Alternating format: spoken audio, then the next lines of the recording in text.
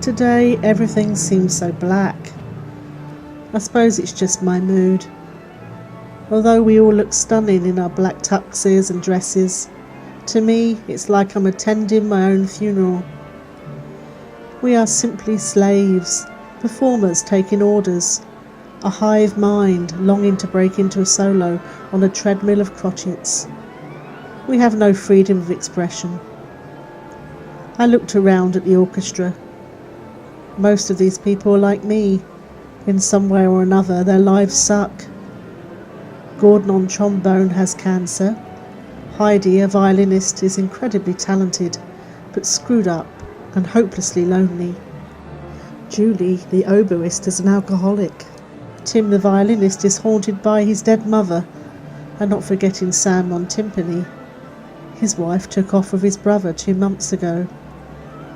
What a bunch of miserable souls. Yet all that misery is put aside for 2 hours as we are lashed into a frenzy by Bruce Langard, the conductor. Bruce Langard holds no regard for anyone. Like a prison commandant, his baton beats the quavers into strict rhythm, his fierce glares punctuated by moments of approval. Bruce is a totally successful arsehole. And me? My day is spent in a fugue state. My life, I thought, didn't suck until this afternoon. How can she suddenly be bored of our relationship? What changed in 24 hours? Especially when I just upped and moved my whole life, changed jobs, went way over my head financially, etching a mortgage into my soul for the next 25 years, and all to please her. I'm such a moron. Obligations. I'm obliged to accept her decision, obliged to change jobs, obliged to pay the fucking mortgage, obliged to accept her colour schemes, obliged to play crotchets instead of quavers. Always playing someone else's tune, living someone else's life. My bow felt like a knife cutting deeper. The violin, my wounded heart. Shit. I'm poetic. Heidi glances at me with that knowing look. I just nod. Oh, my head's swimming. It was probably the 3rd whiskey that did it, or maybe the 4th. The tuning up mirrored my own cacophony of confusion. The timbre of the flutes is too piercing. A memory came to me of the moment that sealed my fate. I remember hesitating before the pen signed the contract. It seemingly moved at my will. This was the right thing to do, but really it was my animal side, dreaming of endless orgasms with her. Orgasmic Coin, to quote Carl Sagan, was in charge of the pen that day, the day I signed my life away. A 25-year sentence. Lock me up and throw away the key. It's no wonder mortgage means death gamble. I need a glass of water to clear my head. I need water to clean me. A shower would be really good right now. I'm like one of those animals in a zoo that paces. I pick up my bow and join in the tuning. The general whispering and soft chatter stops, and we stand for the conductor. Shit, head rush. Oh, the room is a merry-go-round. Endless polite clapping from the audience. Blimey, that Bruce wallows in it. I really need to sit down. Finally we sit, and I'm thankful to put the violin under my chin. Poised with his baton, a fast swing of his arms, and we're off. And so was I. It's second nature bowing. Normally I love this opening, fast and furious, but I was getting queasy. It's the movement, the general swaying of the violins, like a Mexican wave. Oh, thank God there's going to be a break coming soon. I can feel the sweat running down my back, a strange acrid taste in my mouth. I turn sideways and, with no warning, the vomit rushes forward like a dog out of a trap. Nothing could hold it back, although I feel a strange sense of relief, like I'm vomiting up my crappy life. Strangely enough, the orchestra continued. The stink of macaroni cheese and whiskey makes me vomit again. I look down, wondering what on earth will happen now. My pride well and truly chucked up. I daren't look at Bruce, so I just stared at the vomit, trying to read it like tea leaves. I fancied I saw a question mark.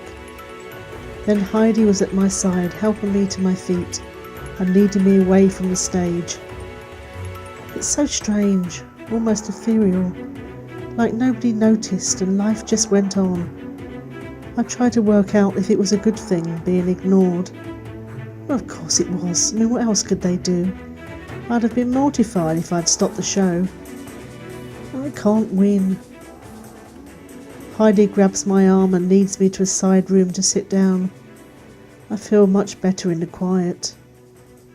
Her words are comforting, like silk and warm cotton. I look at her.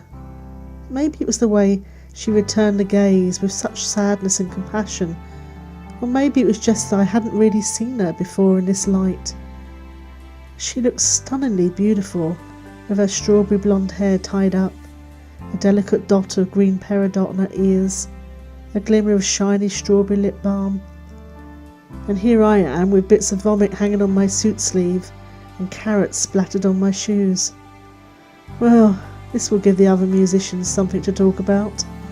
And then it would all come out, another bad decision, my servitude, my unrealistic hopes and dreams. Come on, let's get you cleaned up, she said.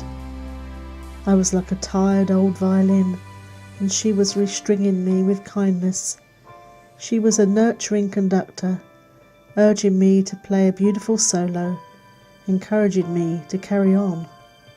2 years later, Bruce Landgard, the conductor, took his life in 2013 after revealing to the world, via a suicide note, that he was the one who had murdered his sister all those years ago. It amazes me, the secrets people carry. It was a waste of a damn good conductor, but in some ways, I always knew his harshness and arrogance would get the better of him. Gordon, the trombonist, well, his cancer went into remission. He stopped playing in the orchestra and became a life coach. He looked so happy and healthy in his promo pictures. Not bad for someone in his 60s. Julie, the oboist, finally joined Alcoholics Anonymous, but realised she couldn't play publicly without having a drink, and so remained an alcoholic and continued in the orchestra. Tim, the violinist, became a writer. His new book is out this year, The Haunted Mind, a Real Tale. He also holds a regular medium spiritualist circle. I've heard he's quite successful in helping others contact their beloved dead. I lost contact with Timpanist Sam.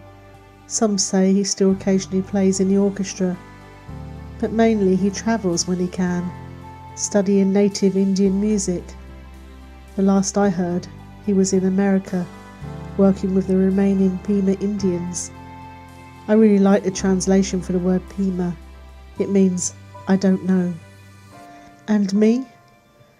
Well, the day I threw up at the concert, my guardian angel arrived to set things right.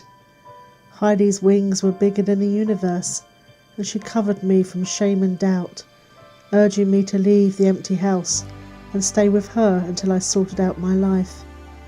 I defaulted on the mortgage. It was the best decision I'd ever made. Heidi and I hit the streets as a duet. Actually, we did quite well, but more importantly, we started enjoying playing again. She eventually became my wife and mother to 2 beautiful girls.